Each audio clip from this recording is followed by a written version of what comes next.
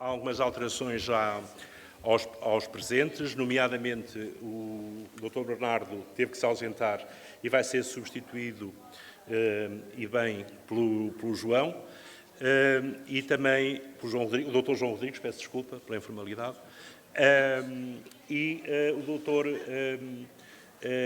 Jaime Sousa também não vai poder estar e está aqui representado pelo Eurico, que é nosso colega na João Semana. Em relação ao painel, começaria por agradecer a presença de todos, principalmente da minha convidada, que é a doutora Fernanda Jesuíno, que está aqui num papel muito ingrato, mas que, enfim, muitos de vocês também conhecem, como formadora na área da saúde ao longo de mais de 20 anos, conhecedora profunda de todo este processo da reforma e, enfim, que nos vai depois fazer o seu comentário. Iniciaríamos já os trabalhos e eu peço a todos que... desculpa? Ainda faltam duas pessoas, exatamente, que quando chegarem vão avançando. E por isso eu pedia, neste caso ao Eurico, não é? que começasse as hostilidades. As criancinhas vieram... são os nossos pequeninos que vão fazer hoje a atividade aqui na reitoria e de modo que vieram também assistir a este plenário. É para eles que nós estamos a construir este futuro. Por isso, obrigado por terem vindo. Vocês serão um grande desafio para nós. Obrigado.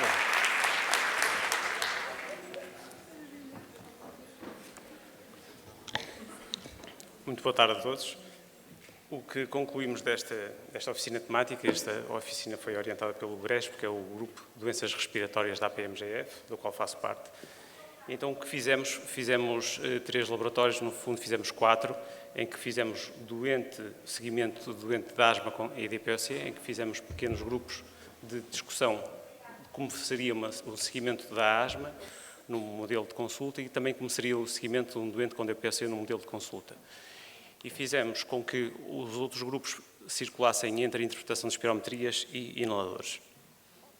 Então, as conclusões, no fundo, que se retiram, e eu vou juntar aqui as duas situações da consulta da asma e DPOC, são que é possível fazermos um modelo de consulta semelhante ao que se faz para diabetes e hipertensão, um modelo semelhante para as doenças respiratórias. O que estivemos também a ver é que nas nossas listas, possivelmente todos temos um pouco de subdiagnóstico destas doenças e o facto de termos subdiagnóstico leva a que, se calhar, não olhamos para elas da mesma forma.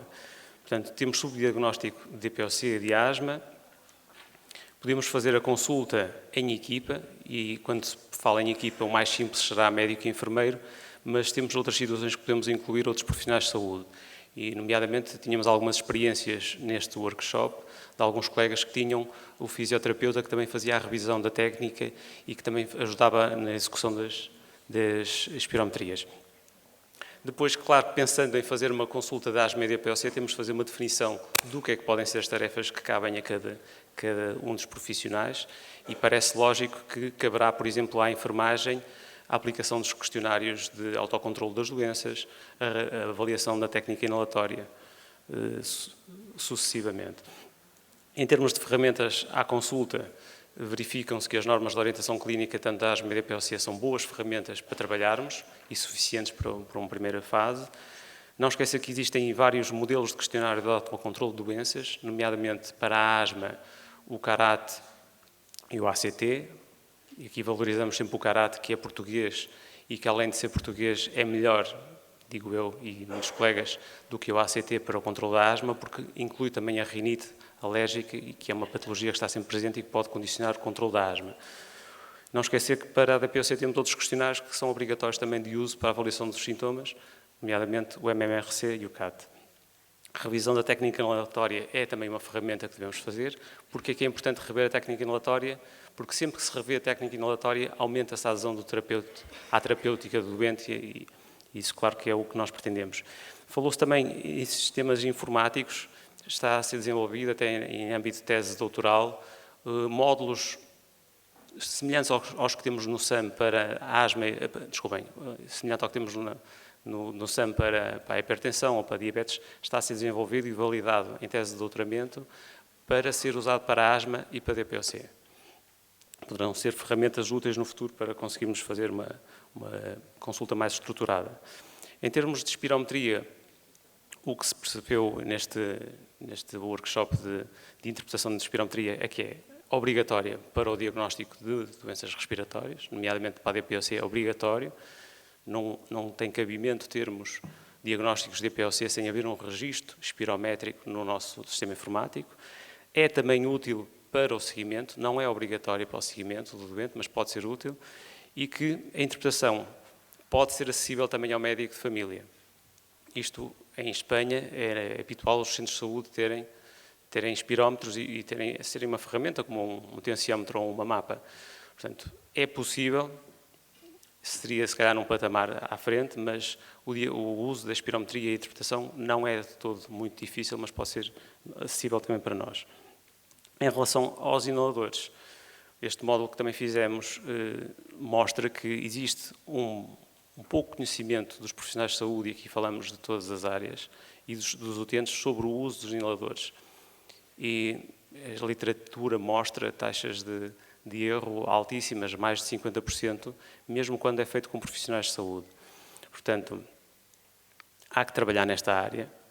A técnica e as especificidades dos dispositivos, o que isto quer dizer, a técnica é sempre igual para todos, praticamente, e, portanto, todo profissional de saúde tem de saber o que é a técnica inalatória, mas as especificidades, que é o abrir, o fechar, como usar os inaladores, isso muda constantemente, e isso é o que dificulta o nosso dia-a-dia, porque todos nós temos recebido todos os meses, quase que aparece um inalador novo, o que implica grande dificuldade de conhecimento de como instruir o utente.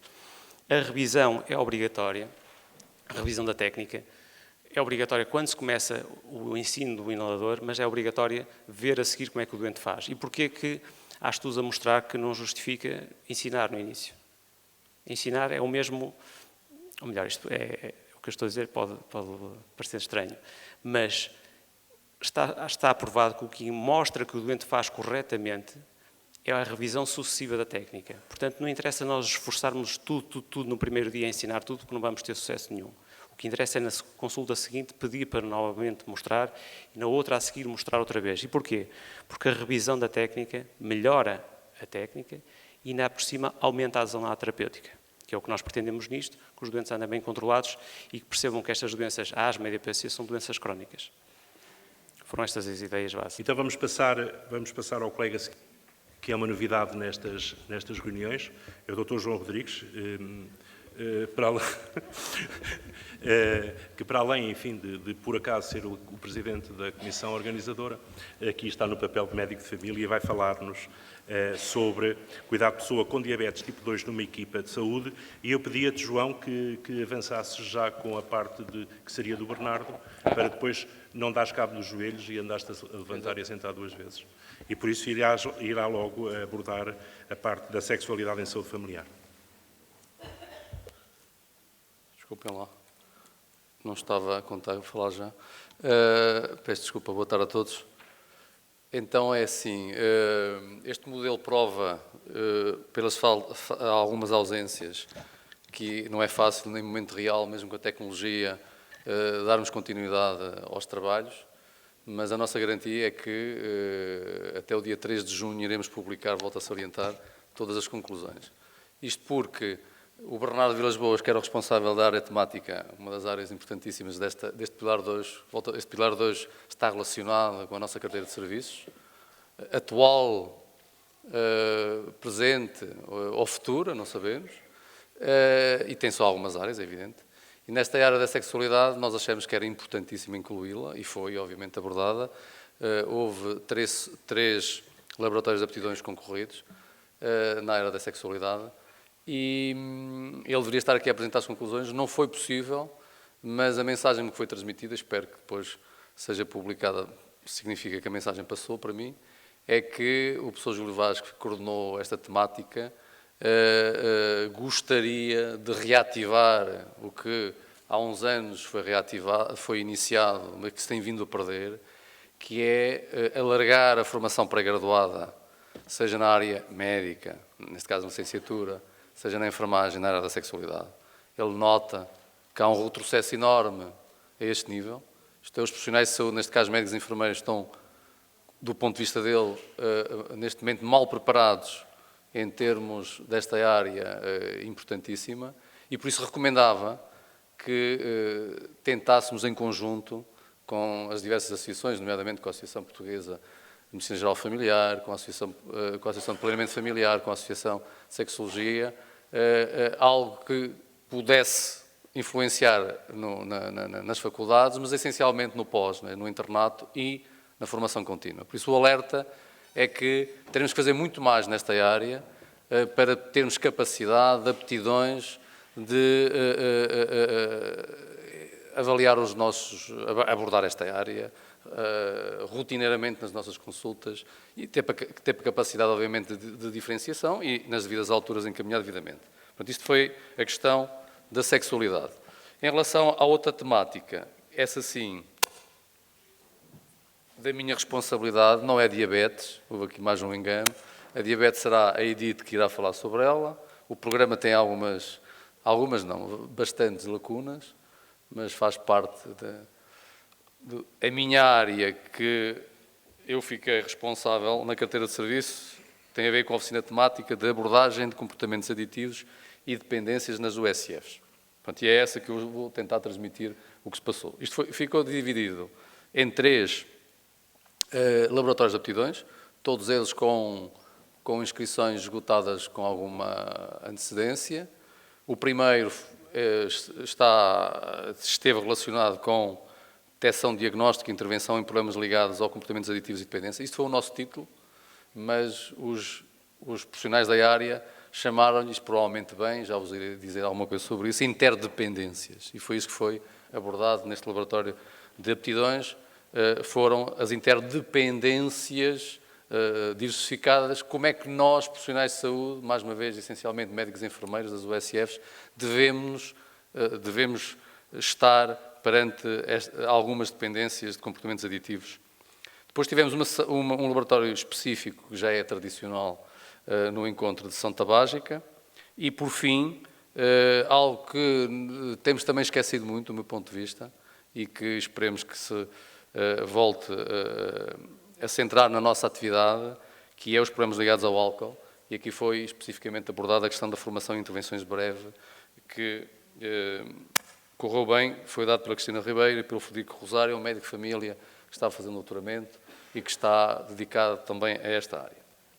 Então, em relação ao primeiro laboratório, 3 grandes medidas. Eu aqui só vou trazer 3 medidas e depois conclusões finais da conversa que eu tive com todos os participantes. Portanto, nós estamos a falar de 3 laboratórios, estamos a falar de 75 participantes que estiveram envolvidos e estamos a falar de 8 formadores. Portanto, nós estamos a falar aqui de ter auscultado 85 pessoas numa temática que é as dependências. E, na primeira, interdependências, a primeira grande medida que foi proposta, consensual por todos, é que se deve ter espaço, condições, para capacitar os médicos e enfermeiros das USFs para identificar precocemente situações de dependência, estando particularmente atentos às famílias de risco. Tudo que já sabemos, a questão é monitorizar e ter capacidade para isso. Ter conhecimento de técnicas de intervenção breve a nível motivacional. Isto aqui falando de todos os médicos de família e todos os enfermeiros das USFs. E criar condições estruturais que fomentem as boas práticas para uma efetiva e responsabilizante interligação entre níveis de serviço e cuidados de saúde. O que vimos hoje de manhã é tudo isto. Em todas as áreas de carteira de serviço nós precisamos de articular internamente e externamente. Sessão tabágica. Capacitar os médicos e enfermeiros das USFs de atuarem na sessão tabágica. Dotar as USFs de espirometria. Isto cruza-se. Dotar as USFs de psicólogos clínicos para, em equipa multidisciplinar alargada, intervirem na sessão tabágica. Em relação aos problemas ligados ao álcool, não varia muito. É capacitar os médicos e enfermeiros das USFs para identificar precocemente e aconselhar um doente com consumos excessivos de álcool e conhecer o questionário áudito enquanto ferramenta de identificação precoce. Conhecer as técnicas fundamentais de uma intervenção breve. Não nos chega só, obviamente, a aplicar o áudito. É preciso um pouco mais. E, mais uma vez, precisamos dos outros, precisamos ter protocolos de articulação com os outros profissionais de saúde. Então, para finalizar, já vou alongar, primeira grande medida desta área das interdependências, das dependências, chamam como quiserem. Capacitar os médicos e enfermeiros das USFs para identificar precocemente situações de dependência, estando particularmente atentos às famílias de risco. Dotar as USFs de psicólogos clínicos e assistentes sociais para, em equipa multidisciplinar alargada e em rede, intervir nas dependências e disfunções familiares. E, por fim, conhecer as técnicas fundamentais de uma intervenção breve a nível motivacional, seja, obviamente, no álcool, seja nas outras dependências. Esta que é a última, criar condições estruturais que fomentem as boas práticas de uma efetiva e responsabilizante interligação entre níveis de serviços e cuidados de saúde. Obrigado. Obrigado, João. João, peço-te imensa desculpa por ter indicado o teu tema de forma inadequada, mas, de facto, eu estava-me a socorrer da APP e, infelizmente, há erros. As minhas desculpas a todos pela imprecisão. Daria a palavra, para irmos variando, à doutora Paula Braga da Cruz, médica de família na USF Serra da Lousã, que vai falar de acompanhar e cuidar de crianças e jovens, é certo? Paula? É certo. É certo? Está certo, está. Está bem, está bem. Bom, então coube-me a mim vir dar-vos a conhecer as medidas que resultaram dos trabalhos que decorreram nos laboratórios de aptidões da oficina temática 3, acompanhar e cuidar das crianças e jovens. Então, inicialmente com 3 laboratórios, depois houve 2 que se fundiram e passaram então só a ser 2. O primeiro laboratório dizia respeito ao primeiro ano de vida e foi dinamizado por Risério Salgado e Maria José Bento. O segundo e o terceiro fundiram-se, e então passámos a ter consulta dos 12, 13 anos e seguimento de adolescentes, maus tratos em crianças e jovens, sinais de alarme e circuito de intervenção, dinamizados por Helena Oliveira e Teresa Tomé. Então, no que diz respeito ao primeiro ano de vida, 3 medidas. Em parceria com as UCC, possibilitar que todos os casais grávidos tenham acesso na sua área de residência a um programa de apoio psicoeducativo. Alertar a grávida, em final de gestação, para a importância da vigilância do recém-nascido, informando e disponibilizando as consultas existentes na USF, nomeadamente a primeira consulta de vida, que deve ser realizada o mais precocemente possível. E depois, isto aqui é que acho que é uma inovação, entregar a todos os recém-nascidos o kit do recém-nascido. O objetivo aqui é não só mimar o casal, assim como o recém-nascido, e motivá-los para a vinda ao ACF e às consultas e ao seguimento normal. Deste kit faria parte um babete, uma fralda, de pano, claro, um muda-fraldas, a bolsinha para colocar os documentos, a mochila ou o saco em que transportam os objetos do bebê, pronto, entre outras coisas. Consulta dos 12, 13 anos e seguimento de adolescentes. Criar condições para as USF aumentarem a taxa de cobertura aos jovens com apoio multidisciplinar de outras profissões, como, por exemplo, psicólogos clínicos e assistentes sociais. Em parceria com o UCC e em ambiente escolar, esclarecer os jovens sobre afetos, alimentação, sexualidade, DSTs ou comportamentos e violências física ou sexual. Capacitar os jovens para a tomada de decisões no que diz respeito à sua saúde, ou seja, responsabilizá-los pelas suas atitudes e comportamentos. Maus tratos em crianças e jovens, sinais de alarme e circuitos de intervenção. Agilizar a articulação das USF com o Núcleo de Apoio às Crianças e Jovens em Risco, UCC, URAP, CPCJ, hospitais de referência e demais instituições da rede social, no que respeita à problemática dos maus tratos a crianças e jovens. Em parceria com a UCC, CPCJ e escolas, capacitar os pais, os educadores e profissionais de saúde para a prevenção dos maus tratos, detecção precoce de fatores de risco, de sinais de alarme e sinalização de crianças e jovens em risco ou em evolução para um verdadeiro perigo. Capacitar os profissionais de saúde, pais e educadores, para a sinalização e orientação de crianças vítimas de maus tratos. Como medidas globais desta oficina temática, apoio multidisciplinar ao seguimento das crianças e jovens, psicólogo clínico, assistente social, nutricionista, entre outros, consultadoria, em parceria com o UCC, fomentar nos jovens estilos de vida saudáveis, reforçar as competências relativamente ao acompanhamento multidisciplinar das crianças e jovens, qualificar a articulação das USFs com o Núcleo de Apoio às Crianças e Jovens em Risco, CPCJ e escolas. Foram as medidas que foram discutidas e aprovadas dentro dos laboratórios. Obrigado, Paula. E obrigado porque ainda tens crédito de 3 minutos e 39 segundos. Estás a ver? Fantástico. Ora, vamos dar agora a palavra à enfermeira Edith, da USF Briosa, que vai falar de cuidar da pessoa com diabetes 2 e depois vamos pedir à nossa doutora Ângela que venha falar sobre alimentação, exercício físico e obesidade. Eu deixei de propósito para o fim, precisamente porque me parece que tem aqui uma intervenção que é base para muitas destas coisas que nós estamos aqui a falar. É só essa a razão. Boa tarde. Enfermeira Edith. Boa tarde a todos. Dentro do Pilar 2, também se deu destaque ao cuidar do cidadão diabético. Nesta área houve 3 laboratórios de aptidões, onde o seguimento de utentes com diabetes, a insulinoterapia e a avaliação do pé diabético foram abordados durante o dia de ontem. As medidas que saíram destes laboratórios podem-se destacar e que devem constar da nossa prática diária. Em relação ao seguimento do utente diabético, consideram-se 3 medidas importantes. O capacitar os diabéticos para gerirem com mais autonomia a sua patologia crónica, qualificar os enfermeiros e médicos a prescreverem exercício físico, qualificar a prescrição de antidiabéticos orais inserida na qualificação da referenciação interna e externa com discussão clínica entre médicos e enfermeiros dos casos de diabéticos descompensados.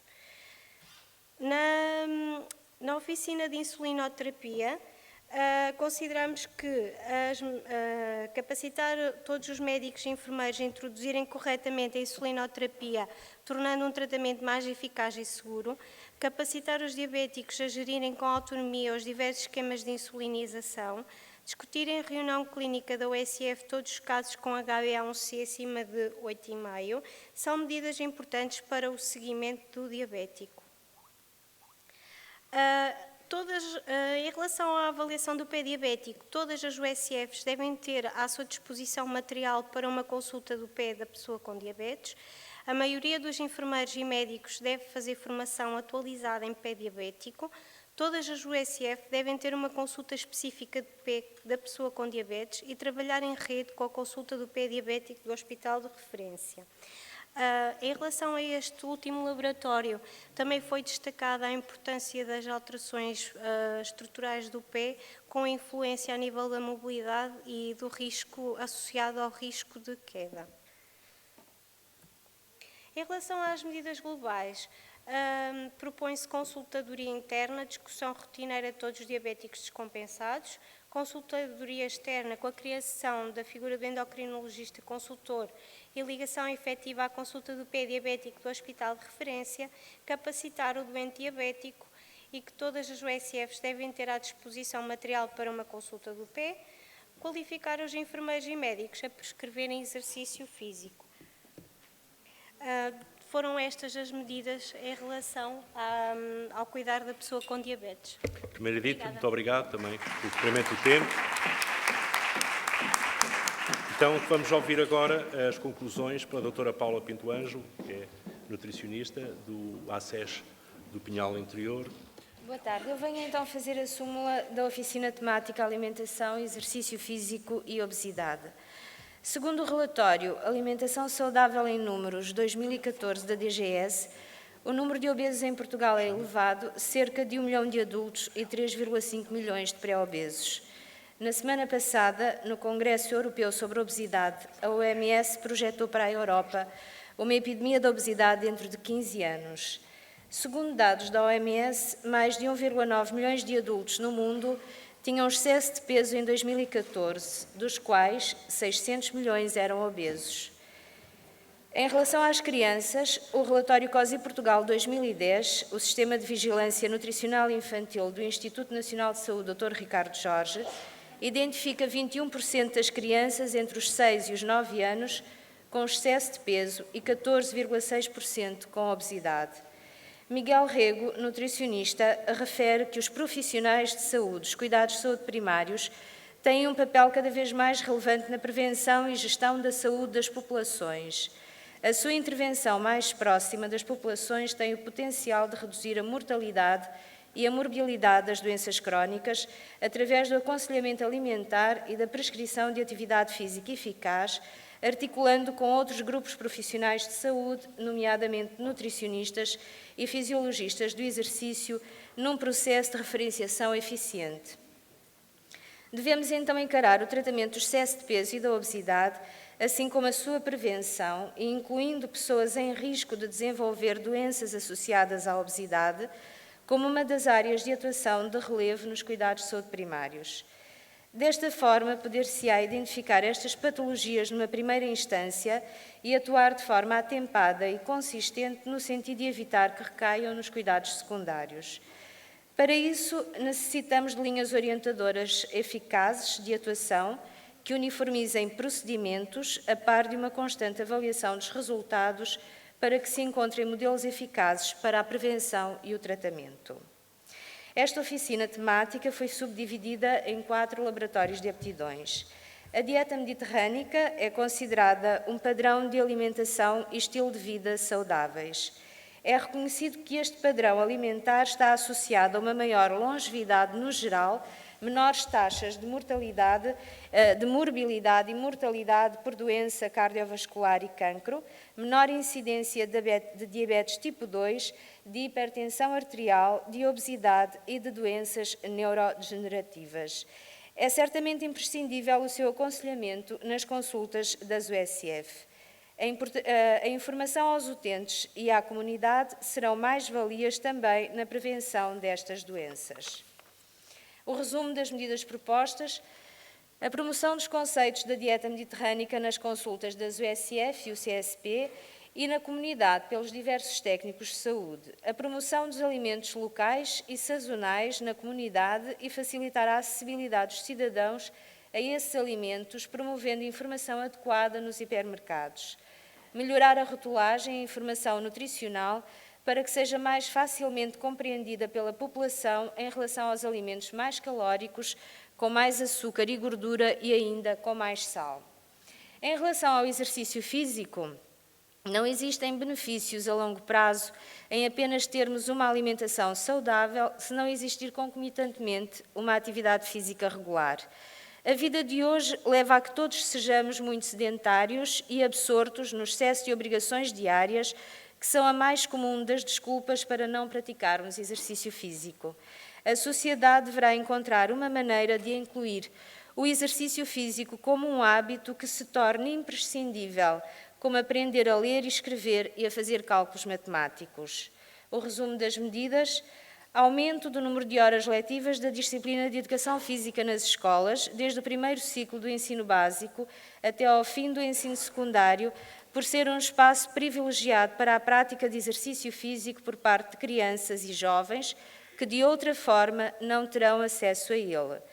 Protocolos de articulação entre instituições da comunidade, autarquias, escolas e centros de saúde, de forma a promover a prática de exercício físico por parte de crianças, jovens, adultos e idosos. Promover ações facilitadoras na comunidade para famílias com menos recursos poderem ter acesso à prática regular de exercício físico. Relativamente à intervenção da equipa de saúde na obesidade infantil, tratar crianças obesas obriga a uma intervenção nas suas famílias e este trabalho não pode ser a solo. Devemos reunir esforços em equipas multidisciplinares que possam abordar todas as vertentes necessárias para a alteração alimentar e do estilo de vida das famílias. Devemos usar todos os recursos técnicos e sociais disponíveis, formar e preparar uma equipa que atue de forma coordenada, criar ligações na comunidade que agreguem um conjunto de competências que complementem o trabalho em equipa. Só desta forma poderemos estar mais perto de cobrir as necessidades reais das famílias com crianças acima de um peso normal. O resumo das medidas: aumentar a formação em alimentação e nutrição humana nos profissionais de saúde. envolver vários profissionais de saúde nos cuidados de saúde primários, no tratamento da obesidade infantil, médico, enfermeiro, nutricionista, psicólogo e assistente social, abordando sempre a família e não só a criança. Elaborar protocolos clínicos de articulação entre as USF e o CSP e os nutricionistas dos cuidados de saúde primários. Em resumo final, deverá aumentar-se o número de nutricionistas nos cuidados de saúde primários e, em particular, nas USF e o CSP, para que se possa atuar o mais precocemente possível no excesso de peso e obesidade da população. Determinar linhas orientadoras da população-alvo de intervenção nos cuidados de saúde primários. Atuação em utentes em risco de ter excesso de peso, com excesso de peso e com obesidade e ou doenças associadas tratáveis nos cuidados de saúde primários. Determinar linhas orientadoras da população que deve ser alvo de intervenção em sessões de sensibilização para a alteração de hábitos alimentares e estilo de vida, ou ainda com patologias comuns ou em risco de as adquirir. Obrigada. Muito obrigado, Dra. Paula.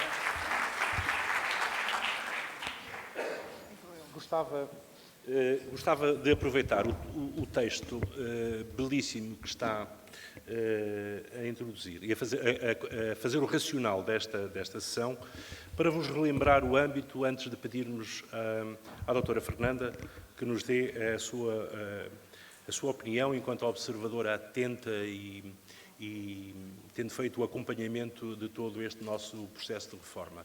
Deixem recordar-vos o que foi escrito e que diz o seguinte: a prática clínica das equipas das USF está assente em conceitos que reforçam a ligação com o utente, a família e a comunidade.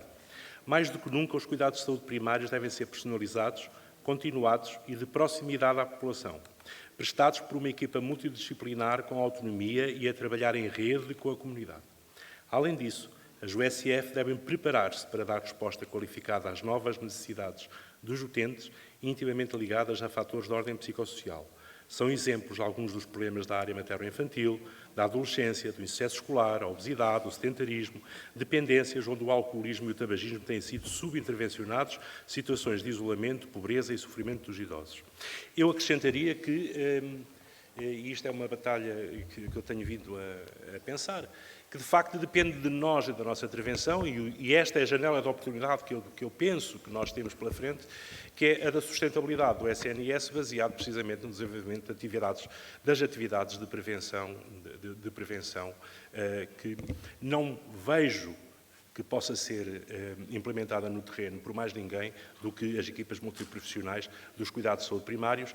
Enfim, nós, USFs, penso eu que melhor organizados ainda, mas motores do crescimento também organizacional dos outros colegas das unidades de cuidados de saúde personalizadas.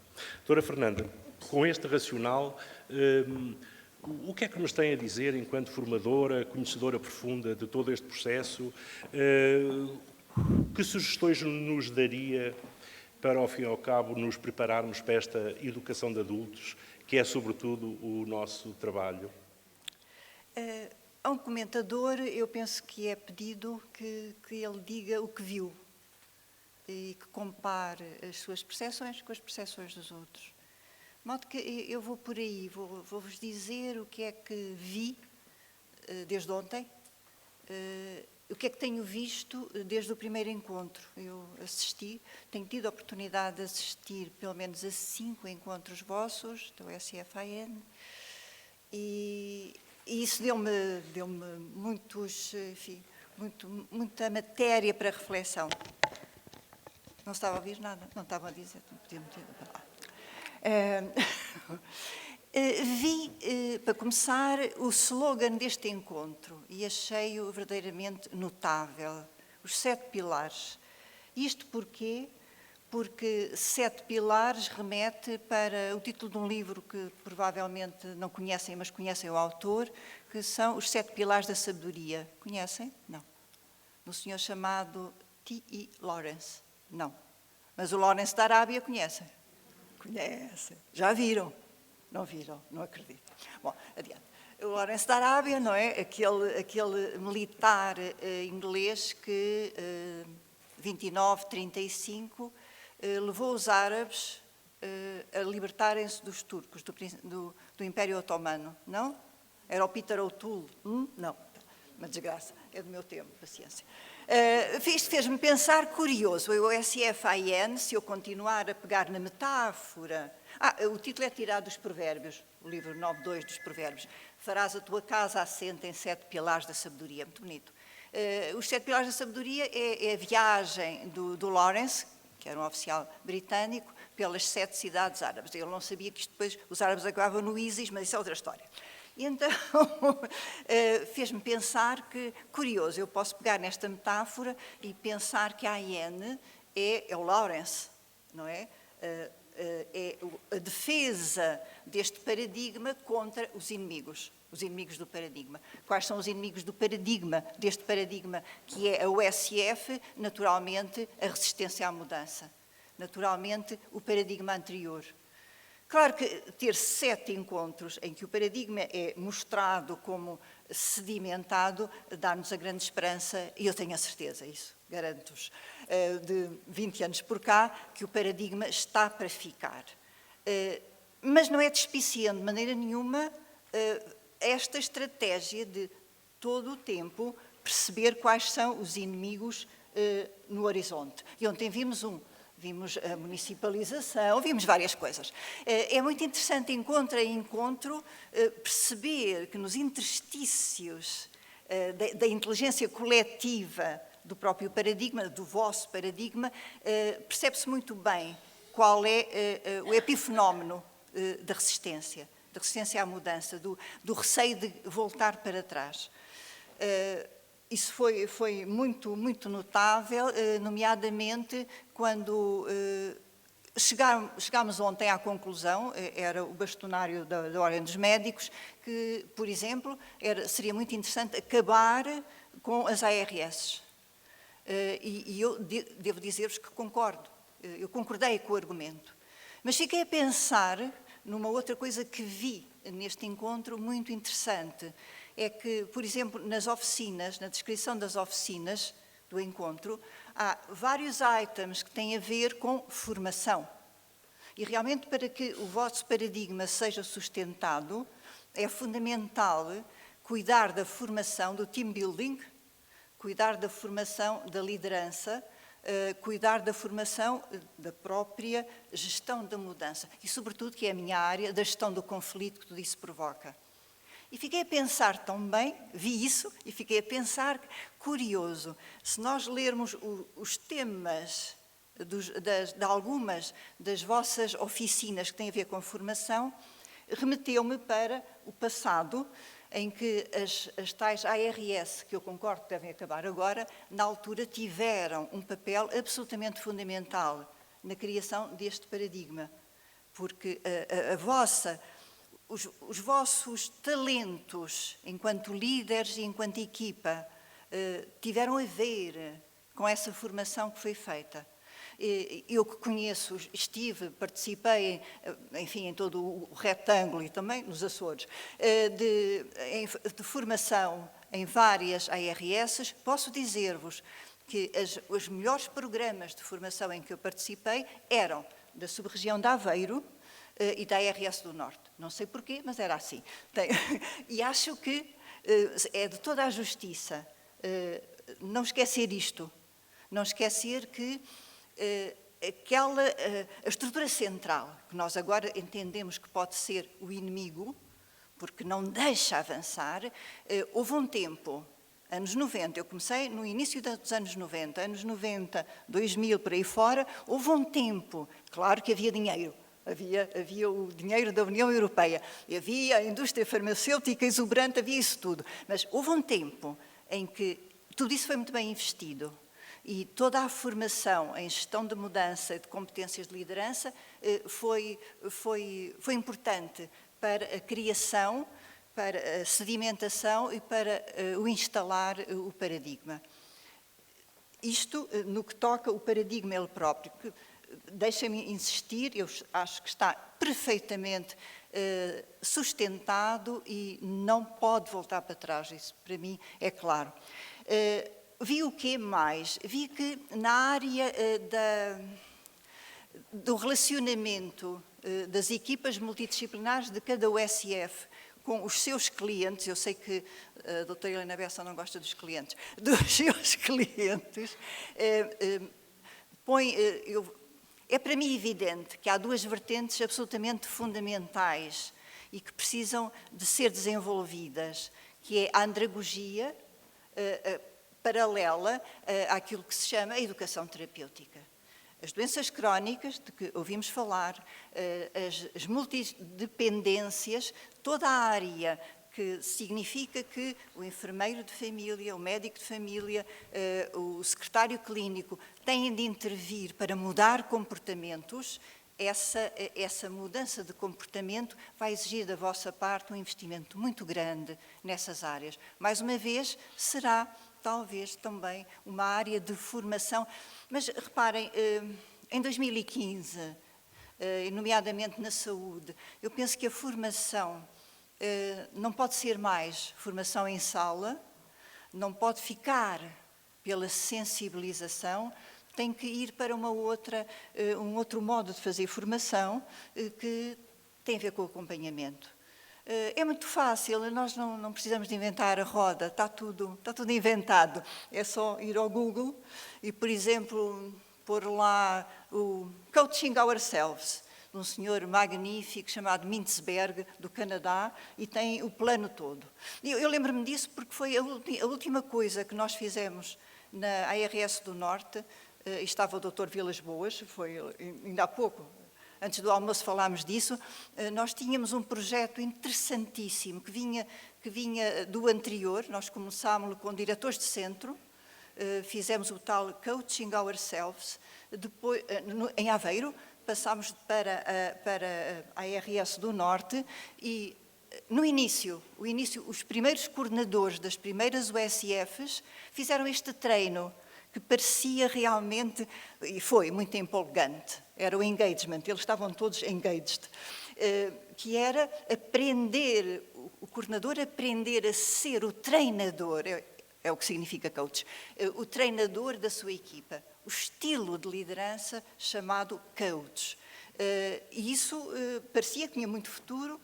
Infelizmente, aproximava-se 2008 e todas as crises que haviam de vir a seguir, as pessoas reformaram-se. A doutora Beatriz Jurado, e dá muito prazer referi-la, embora ela já esteja reformada, era uma excelente coordenadora de formação. O projeto esvaiu-se, não se esvaiu. A verdade é que estamos na USFIN e, portanto, alguma coisa ficou disso. Eu hoje diria, e vendo o que vi, e tenho visto muito e entendido muito aquilo que tenho visto, vendo o que vi, diria que era preciso voltar a qualquer coisa como isso. Eu ouvi no anfiteatro com o professor Arménio Rego que pessoas disseram: os coordenadores sentem-se sozinhos, os coordenadores precisam de apoio, precisam de espaço. Nós temos uns espaços muito diferentes, mas isso tem a ver com os coordenadores, que são os grupos Balint, mas isso é só para o médico, não é para o coordenador. Mas eu diria que os coordenadores talvez ganhassem muito em conforto e capacidade de respirar melhor, de gerir o tal burnout, a tal exaustão, se fizessem algo de semelhante ao grupo Balint que nós fazemos com os médicos na coordenação. Era uma ideia, entre outras. Acabei o meu tempo? Não, ficamos assim. Então, doutora Fernanda, muito obrigado.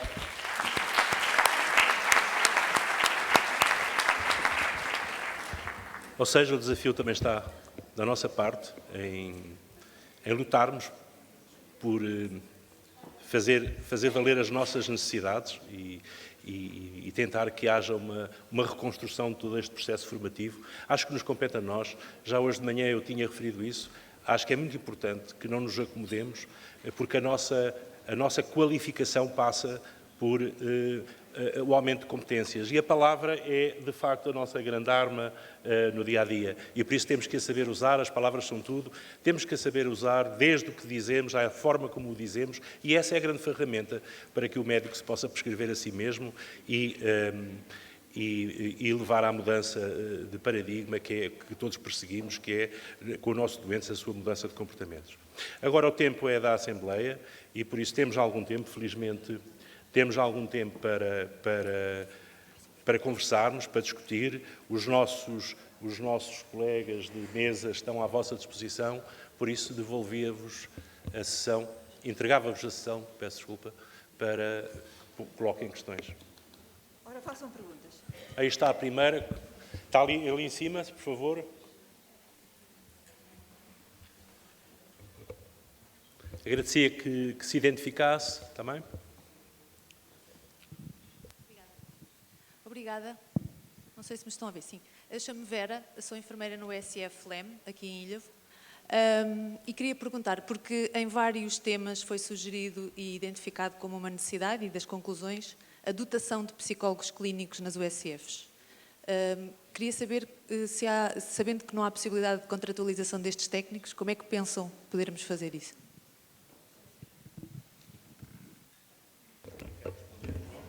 Se for... João. Posso dar o exemplo que nós temos na nossa USF? É mais simples. Só pode estar ligado a um.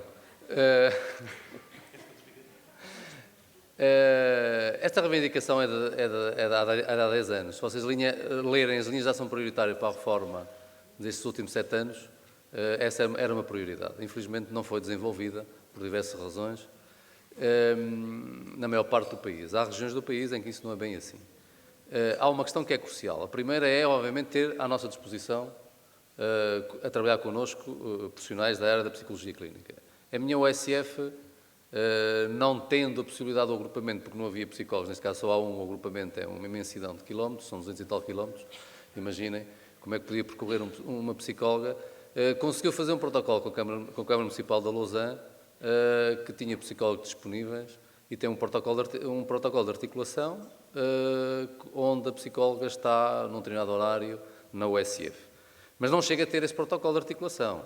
O que nós temos defendido é que nós temos que qualificar os protocolos. Os protocolos têm que ser clínicos. E para haver protocolos clínicos qualificados, eles têm que ser discutidos entre as partes. Senão, nós temos meramente à disposição de nós, neste caso dos utentes, um determinado profissional altamente qualificado e que provavelmente não irá desempenhar um bom trabalho se não for a trabalhar connosco em rede. Por isso é que, na maior parte das apresentações, ainda bem que os grupos todos falaram nisso, que é a qualificação da referenciação interna e da articulação interna. Porque se nós temos um psicólogo e qualquer utente vai marcar uma consulta de psicologia, do meu ponto de vista, isso não serve para rigorosamente nada, não é? O que eu quero é qualificar essa referenciação interna e trabalhar com o psicólogo, aprender com ele na referenciação interna que ocorre. Agora, não há segredo. O que nós neste momento estamos aqui a lançar, ainda bem que levanta essa questão dos outros profissionais, haverá o último pilar hoje que falará um pouco também sobre isto, é que o modelo que nós temos neste momento coloca os outros profissionais, além do médico, do enfermeiro, do secretário clínico, na chamada URAP, Unidade de Recursos Assistenciais Partilhados.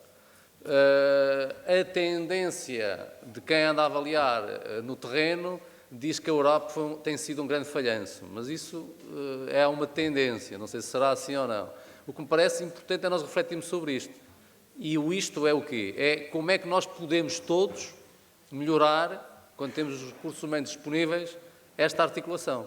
E esse é o desafio de todos nós, das nossas unidades. Também queria dizer, será utópico termos um psicólogo em cada OSF. O país tem os recursos que tem e temos que ter os pés assentes na terra. Mas esta solução que o João está a falar, e no nosso ACES, enfim, temos já alguns psicólogos, mas como sabem, esta é a nossa realidade. Eu penso que as unidades chegaram tarde, porque alguém lhes deu, alguém os ocupou.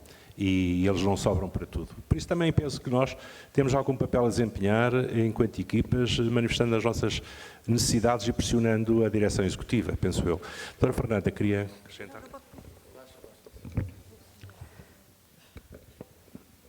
Eu gostava muito de partilhar convosco esse problema, entre aspas, do psicólogo. e concordo inteiramente com o que acabou de dizer. Eu penso que o psicólogo será muito importante que integre a vossa equipa multidisciplinar. Ela fica cada vez mais multidisciplinar, assim como o assistente social. Mas enquanto apoio à equipa, porque se o psicólogo for o psi, a que o médico ou o enfermeiro despacha, referencia o utente, essa tentação de, ao mais pequeno problema emotivo na consulta, eu mando aquele senhor ou aquela senhora para o psi, faz-me lembrar, há muitos anos atrás, que tinha eu começado a fazer formação numa escola de enfermagem de Lisboa, do IPO. Eu comecei a fazer muito mais formação em gestão para a enfermagem, porque a enfermagem estava muito mais preparada que a medicina nessa altura. E era uma senhora já muito antiga na idade, supervisora, que no grupo das colegas disse isto às colegas: pois estão a delegar uma área magnífica que é o banho ao doente para o auxiliar. Façam isso e vão ver que a curto espaço vão ficar só com papéis. Diria eu agora, em 2015, imigram. Ou seja, as pessoas, umas aceitaram, outras não aceitaram, mas eu nunca mais me esqueci desta sabedoria desta senhora antiga. Era supervisora, era magnífica naquela escola, não é? Ao lado ali do IPO, em que as pessoas tinham os rituais, os enfermeiros tinham uns rituais maravilhosos, que depois se perderam, claro.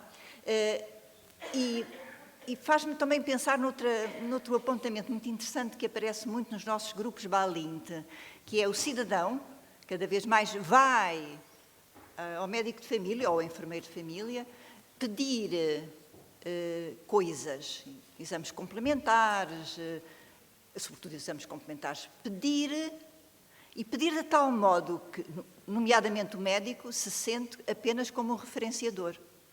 Eu pergunto, quando nós estamos a ser muito atraídos para o psi, que há de resolver o problema, se não estamos também a incentivar este senso comum do nosso utente que vai lá, mas já sabe que o médico vai mandá-lo para qualquer lado. De modo que eu acho que o psicólogo será precioso dentro da equipa, mas não configurando essa fuga, a emoção, o doente difícil, porque tem problemas, todos têm, psicológicos, todos temos, não tem necessariamente que ser um caso de saúde mental. Não é. É um doente difícil. Muito obrigado. Ou seja, eu vou usar um termo que é muito caro ao João, e sei isso porque já conversámos muitas vezes, o papel do psicólogo e de outros profissionais como consultores da equipa, não é? Como consultores da equipa. Fazer formação em exercício com a discussão dos casos problemas. E é um passo que penso também depende de nós. E de nos consciencializarmos que isto é útil. E mais, penso que para as próprias unidades, para onde estamos habituados a referenciar, se lhes vendemos bem esta ideia, eles verão nisto uma oportunidade de descentralizarem a sua atividade, vindo, por exemplo, às nossas equipas, e é possível resolver isto, inclusivamente, salvaguardando os pagamentos desse trabalho. Há alguma coisa feita já sobre isto, e eu acho que há muito a explorar no futuro. Mas, mais perguntas? Temos, sim, aqui o colega, chama-se Daniel Pinto. Com esta, está bem. Então, estou a receber aqui o meu moderador, está-me a moderar a dizer que o Daniel é o último a falar. Daniel. Okay. É uma grande honra. Daniel Pinto, médico de família na USF São Julião, em Oeiras. A propósito de... É um interventor ativo do fórum, eu pelo menos já o conhecia de fotografia, mas fazia-te ainda mais jovem. Pronto. Prazer em conhecer-te pessoalmente. Portanto, está a dizer que tenho um ar de velho. Foi um piropo, mais ou menos. A propósito desta última intervenção, nós vimos aqui uma série de propostas que, parece a mim, correm o risco de criar alguns mini-programas verticais dentro das USF. Como é que nós fazemos isto sem criar programas verticais, mas criando horizontalidade de cuidados, que acho que é isso que a maior parte de nós defende? Como é que isto se consegue? Responde, João. Eu respondo, para já, o alerta é importantíssimo, porque ele existe. Isto é, o risco é grande se olharmos para esta segmentação. Evidentemente, nós estamos a falar de um pilar que é só um, não é fragmentado. E ainda bem que tu levantas essa questão, porque nós temos de ter, na discussão final, na medida global, essa integração. O que é interessante das apresentações aqui que foram feitas, do que me pareceu, é que todas elas vão bater um pouco ao mesmo.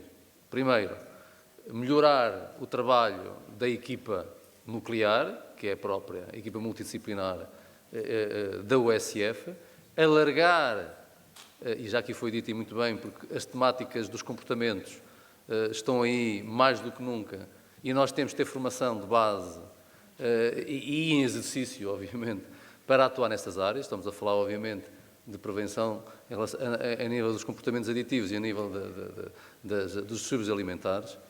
Isto significa que o que se pretende, na sua globalidade, do meu ponto de vista, evitando o que levantas, é que a nossa carteira deve continuar a ser uma carteira global, onde provavelmente teremos que começar, em áreas que aqui foram abordadas, a deixar de falar como hoje falamos em carteiras adicionais e passar a falar em carteira básica. Essa é a minha resposta para ti.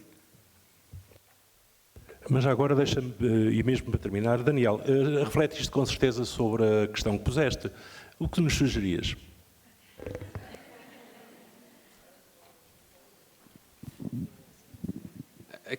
E vamos terminar contigo. Agora é que vais ter a honra de terminar a mesa.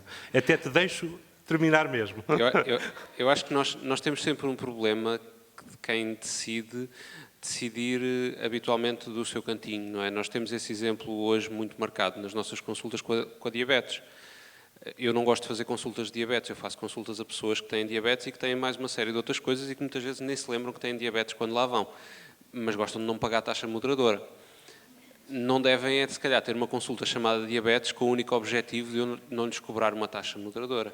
E concordo com o João, quando alguém me pergunta, então como é que eu vou à consulta de cessação tabágica? A minha resposta à consulta de cessação tabágica é aqui, é comigo. Não preciso de ir a mais lado nenhum. Mas nós também não vamos ser capazes de saber tudo, e eu percebo esta necessidade de consultoria, mas há bocado estávamos aqui a comentar para o lado, ok, espirómetros nas USFs, coagulómetros nas USFs, mais isto nas USF, nós qualquer dia não temos tempo para fazer isto tudo. E se calhar temos que pensar qual é o modelo que nós queremos para ser capazes de oferecer uma maior carteira de serviços aos nossos utentes. Se calhar isso implica também termos listas de utentes mais pequenas. De 2.500, não é? Quando fomos como as contas que tu fizeste há dias. Sobretudo pensando também que a população está a envelhecer e as pessoas com mais idade vão precisar de mais cuidados.